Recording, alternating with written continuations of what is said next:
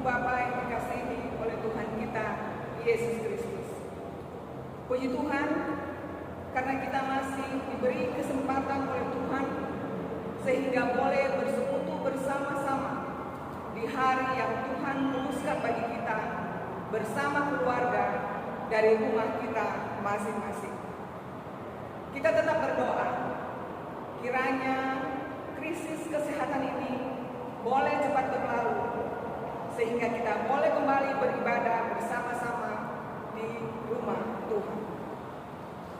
Mari sebelum kita membaca dan mendengarkan kebenaran firman Tuhan, kita minta pertolongan Tuhan dalam doa.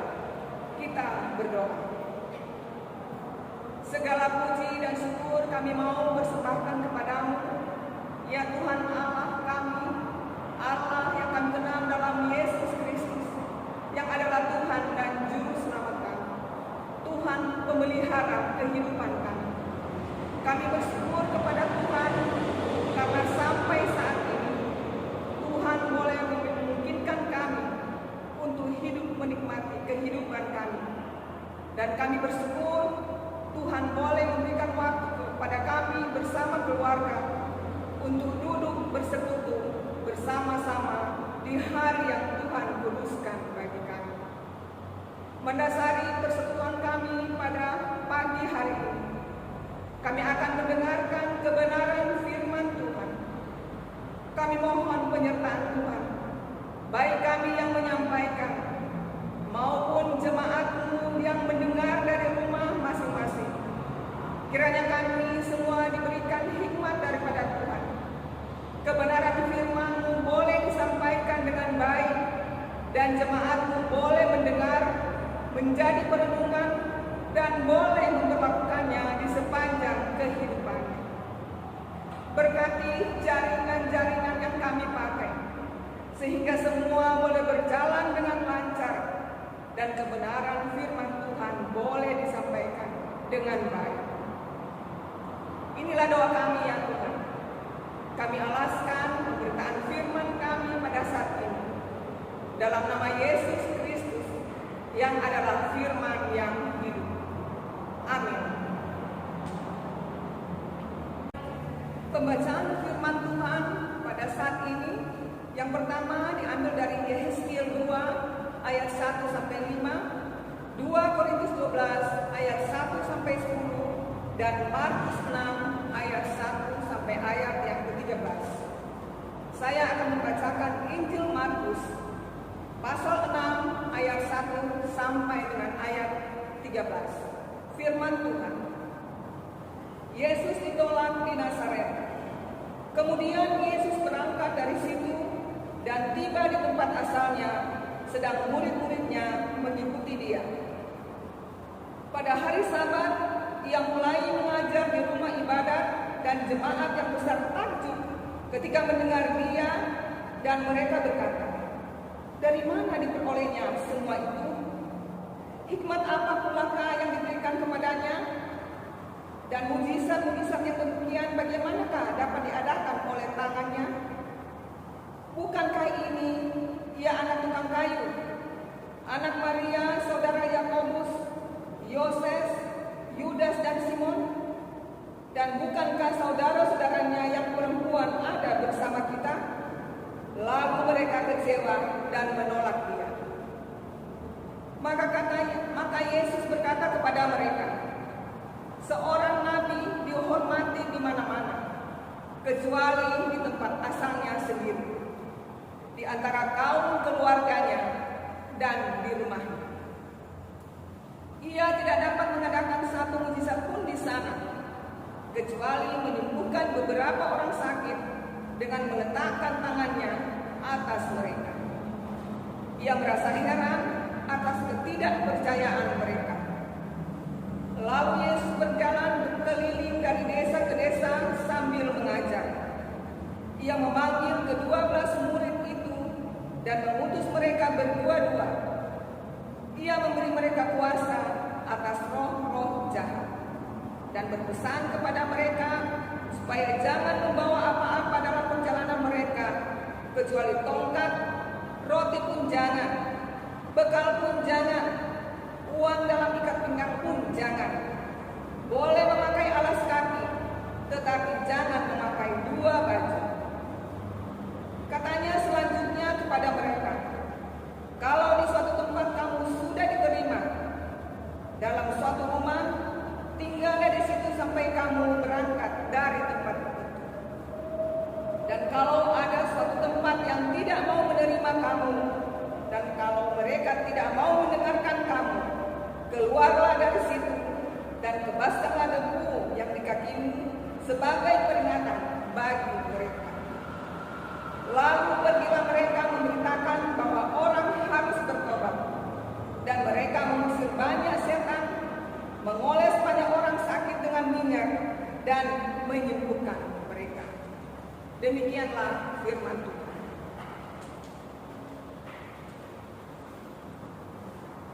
Menjadi utusan Kristus.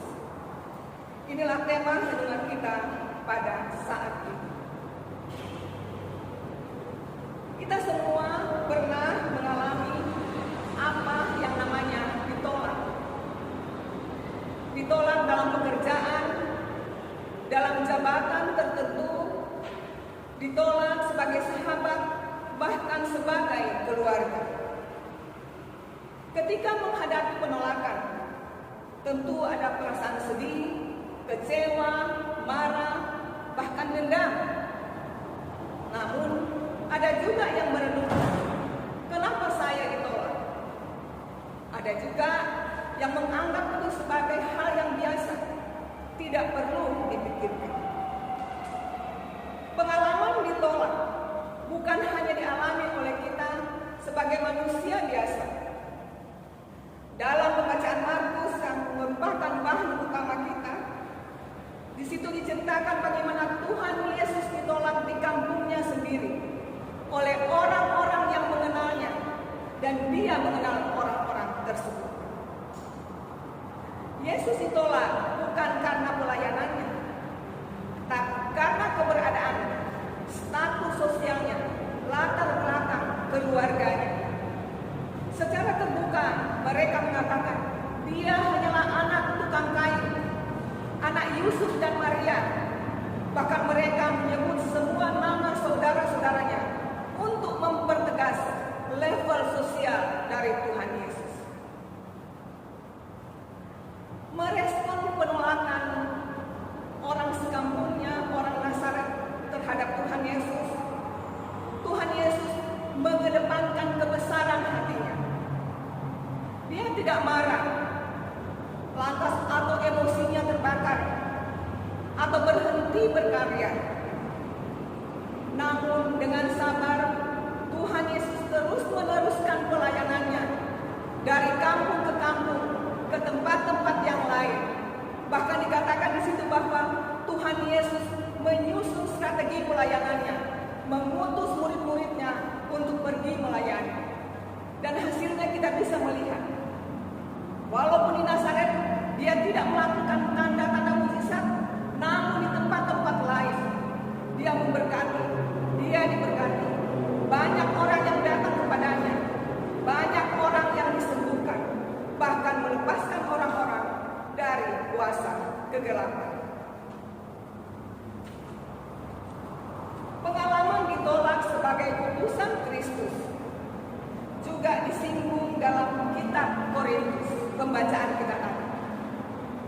Ada penolakan dari jemaat Korintus terhadap Paulus berhubung dengan adanya anggapan bahwa Paulus itu adalah rasul palsu, mengajar ajaran sesat. Terhadap hal ini, Paulus tetap menunjukkan kesungguhan hatinya untuk melayani dan menunjukkan perbuatan-perbuatan baik. Paulus dalam penolakan ini justru mengevaluasi dirinya dan melihat segala kelemahan-kelemahannya. Dan dia percaya bahwa justru dalam kelemahan-kelemahan itulah kasih Tuhan dinyatakan dengan sempurna. Dia percaya bahwa Tuhan tidak akan menolak pelayanan. kitab Yehezkiel kita melihat bagaimana Yehezkiel dipanggil untuk berbicara sebagai utusan Kristus di tengah-tengah bangsa Israel yang dikatakan oleh Allah sebagai bangsa pemberontak. Sekalipun Israel telah menolak Allah, namun Allah tetap menunjukkan kasih-Nya dengan menghadirkan Yehezkiel di tengah-tengah bangsa Israel untuk mendampingi mereka dan mengajak mereka untuk kembali taat kepada Tuhan. Dan pada akhirnya kita melihat, sekalipun pemberitaan Yehezkiel ini ditolak oleh bangsa Israel, namun Yehezkiel terus melakukan apa yang menjadi pelayanannya dengan sungguh-sungguh. Dari ketiga bacaan ini, kita bisa melihat bagaimana respon ideal dari seorang utusan Tuhan terhadap karya Allah yang telah mengutus dan memperlengkapinya untuk melakukan misi Allah, sekalipun berada di tengah-tengah penolakan, kelemahan, bahkan tekanan hidup. Bapak Ibu, siapakah utusan Kristus itu?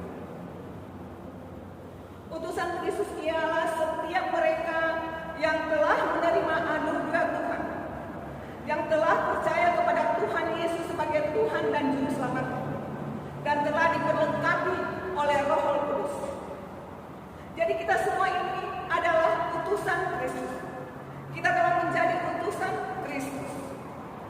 Jadi utusan Kristus itu bukan hanya pendeta, bukan hanya misionaris, majelis, atau mereka yang memberi diri untuk pelayanan gereja, tetapi kita semua, kita adalah utusan Kristus. Nah, bagaimanakah sikap kita dalam keberadaan kita sebagai utusan Kristus di tengah-tengah dunia ini? Dari firman Tuhan hari ini, kita akan melihat beberapa hal yang bisa menjadi perenungan kita, sehingga kita boleh berperan dalam kehidupan di dunia ini sebagai utusan Kristus yang selalu memuliakan Tuhan. Yang pertama, menjadi utusan Kristus, kita berhadapan dengan penolakan-penolakan. Yesus Kristus ketika memasuki daerah Nazaret, daerah kelahirannya, dia ditolak karena keberadaan status sosialnya, latar belakangnya. Penolakan atas dasar latar belakang sering terjadi dalam keberadaan hidup kita, baik dalam gereja, masyarakat, maupun organisasi-organisasi yang kita ikuti. Ketika seseorang atas dasar latar belakang yang tidak terlalu mengambil tempat dalam kehidupan masyarakat mau berbicara, mengemukakan ide, pendapat, atau tindakan-tindakan nyata, banyak yang tidak menggubrisnya. Orang tidak mau memperhatikannya, dianggap sebagai angin lalu, tidak diterima. Bahkan ada yang menggosipkan, mengatakan cari-cari muka, cari pujian, dan lain-lain.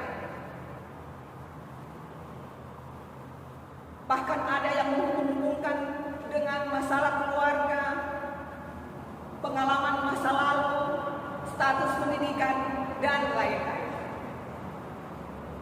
Apabila kita berhadapan dengan masalah-masalah seperti ini, ingatlah bahwa Tuhan Yesus juga pernah mengalami hal ini.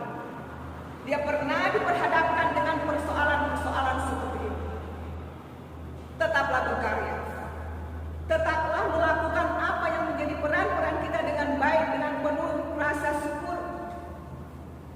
Kalau orang menuntut pelayanan kita di tempat ini, mungkin di tempat lain orang memerlukan pelayanan kita. Kalau orang menuntut keran di sini, Tuhan membukakan keran di tempat lain. Seperti halnya Tuhan Yesus, orang Nazaret menolaknya, namun di tempat-tempat lain dia diterima dan banyak orang diberkati di tempat itu. Yang penting kita terus melakukan itu atas hikmat dari Tuhan.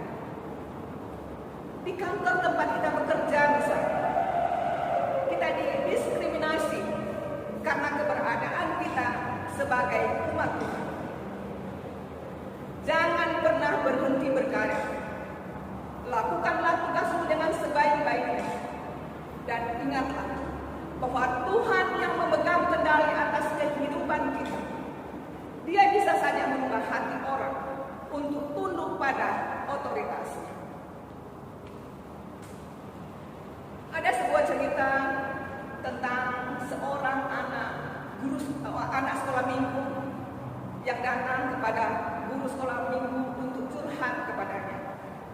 Dia berkata, "Kak, bagaimana ya supaya fotoku ditaruh juga oleh ayah di dompetnya? Selama ini yang ada di dompet ayah hanyalah foto kakakku yang laki-laki karena wajahnya mirip ayah, dan foto kakakku yang perempuan karena dia cantik. Saya pernah memberikan fotoku kepada ayah, tapi ayah menyimpannya di laci meja. Dia tidak menaruhnya di dompetnya seperti foto-foto kakak-kakak saya yang lain." Guru sekolah minggu merasa terharu dan dia berjanji untuk menemui ayah dari anak itu, menceritakan masalah yang diceritakan anaknya kepadanya. Ketika dia bertemu dengan ayah anak itu, lalu dia menceritakan, ayahnya kaget. Setelah guru sekolah minggunya pulang, ayahnya memanggil anaknya. Kemudian dia merangkulnya dan dia membuka HP-nya dan menunjukkan kepada anaknya bahwa foto anak itu ada di layar depan HP ayahnya. Sehingga ketika ayahnya membuka HP, foto anak itulah yang pertama dia lihat. Bapak Ibu, kisah ini mau menceritakan kepada kita bahwa hidup terisolir, hidup terkecilkan, atau hidup dalam penolakan dalam sebuah komunitas adalah sangat pedih. Namun jangan lupa bahwa Allah Tuhan dalam Yesus Kristus menyimpan foto-foto kita. Kita ada dalam tangannya dan dia selalu melihat keberadaan kita. Dia peduli keberadaan kita dan dia selalu berada bersama-sama kita, merasakan apa yang kita rasakan.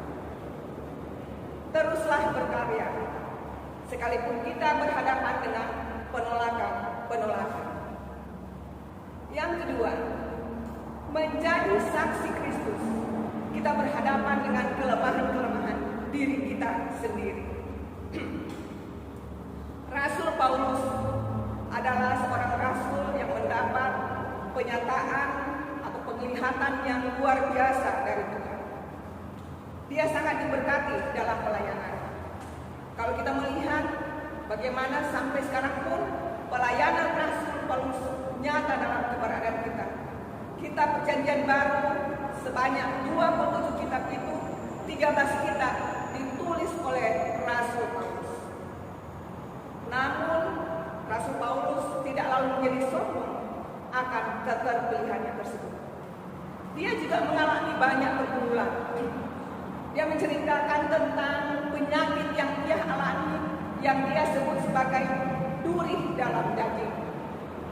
Dan akan hal itu Rasul Paulus telah berulang-ulang meminta kesembuhan daripada Tuhan. Namun di lain pihak, Rasul Paulus menyadari bahwa justru dalam kelemahan itulah kuasa Allah sempurna dalam kehidupan.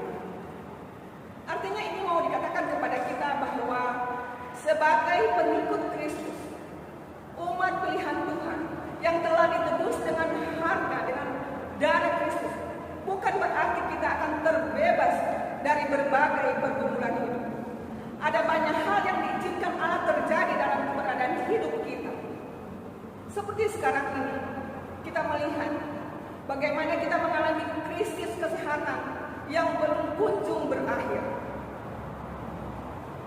Kita berada dalam situasi yang menuntut kita untuk hati-hati terhadap kesehatan kita masing-masing. Dan semuanya ini membuat kita terbatas untuk melakukan kegiatan-kegiatan kita. Di sisi lain, kondisi ini telah mempengaruhi seluruh lini kehidupan kita sebagai masyarakat. Di luar sana, banyak orang yang kehilangan pekerjaan, perusahaannya ditutup, kantornya ditutup. Banyak orang yang terpisah dari orang-orang yang mereka kasihi. Banyak orang yang kehilangan semangat karena penyakit tak kunjung sembuh. Belum lagi persoalan-persoalan yang lain yang kita hadapi bersama, ekonomi dan yang lain-lain. Semuanya ini menuntut kekuatan iman, pengharapan yang sungguh-sungguh kepada Tuhan, meyakini bahwa Tuhan adalah sumber dari segala yang kita butuhkan dalam hidup, dan Dialah yang memelihara kehidupan kita. Dia yang memegang kendali atas hidup kita. Tetaplah melakukan tugasmu, sekalipun berada di tengah-tengah kelemahan hidup kita. Yang ketiga, menjadi utusan Kristus berarti kita berhadapan dengan tantangan-tantangan hidup. Dalam kisah Yehezkiel, di mana orang Israel tengah berada dalam krisis yang besar karena berada dalam pembuangan. Di semua segi kehidupan, ekonomi, politik, sosial, keagamaan, orang Israel mengalami kekacauan akibat ketidaktaatannya kepada Tuhan. Bahkan Tuhan memberi label kepada mereka sebagai bangsa pemberontak. Sementara Yehezkiel juga terdampak karena dia juga masuk dalam kelompok orang yang dibuang. Namun demikian, Yehezkiel dipanggil untuk tampil sebagai utusan Allah kepada orang-orang Israel. Yehezkiel melakukan hal ini, pelayanannya dengan baik dan setia. Menjadi pelajaran bagi kita bahwa menjadi utusan Tuhan tidak perlu menunggu suasana yang kondusif, karena justru Injil bermakna jika hadir di tengah-tengah krisis kehidupan. Artinya menjadi utusan Tuhan Kristus, menjadi utusan Kristus lewat kesaksian hidup kita sehari-hari. Itu kita lakukan di segala musim kehidupan, baik susah maupun suka. Di RT kami ada 6 keluarga yang terkena virus corona. RT kami itu hanya kecil, sekitar 20 lebih orang. Jadi kalau perbandingannya, dari 4 keluarga ada 1 keluarga yang terkontaminasi virus corona. Ada kebijakan RT yang begitu baik. Dia menghimbau setiap warga dalam RT itu untuk berpartisipasi ala kadarnya, mengumpulkan dana. Dan dana yang terkumpul itu ditambah dengan dana dari RT, kemudian disewakan catering. Jadi setiap hari ada 3 kali catering mengantar makanan pagi, siang, dan sore kepada warga-warga yang terkena virus corona. Jadi warga bisa istirahat dengan baik karena mereka dijamin makanan dan minuman. Ini menunjukkan bagaimana kita menjadi utusan Kristus di tengah-tengah tekanan hidup yang juga kita rasakan. Di gereja ada orang yang dengan sukacita menyatakan kepeduliannya untuk membagi-bagikan sembako kepada sesama warga. Itulah wujud dari menjadi utusan Kristus di tengah-tengah tantangan hidup. Ibu Bapa yang dikasihi oleh Tuhan kita Yesus Kristus, kita diingatkan untuk terus menyatakan kasih dan pelayanan kita di tengah-tengah dunia ini sebagai utusan Kristus. Sekalipun kita berhadapan dengan penolakan, kelemahan, dan tantangan-tantangan hidup. Suara kenabian harus terus diperdengarkan dengan ambil contoh bagaimana Tuhan Yesus setia dan taat dalam pelayanannya. Bahkan dia taat sampai mati demi kita sebagai manusia. Kita terus akan menjalani tugas kita dengan baik, dan kita akan melihat bagaimana kemenangan demi kemenangan akan kita nikmati sebagai orang-orang yang berharap kepada Tuhan. Mari isi hari-hari hidup kita dengan selalu mengingat panggilan untuk menjadi utusan Kristus yang didorong oleh rasa cinta kasih yang sejati kita kepada Tuhan Yesus Kristus. Kita diingatkan, apapun yang kita lakukan dalam kehidupan kita, dalam keluarga, pekerjaan, dan aktivitas sehari-hari, ingatlah bahwa kita adalah utusan Kristus. Maka lakukanlah itu dengan penuh sukacita untuk kemuliaan nama Tuhan. Terpujilah Tuhan Yesus Kristus. Selamat menjadi utusan Kristus. Tuhan memberkati kita. Amin.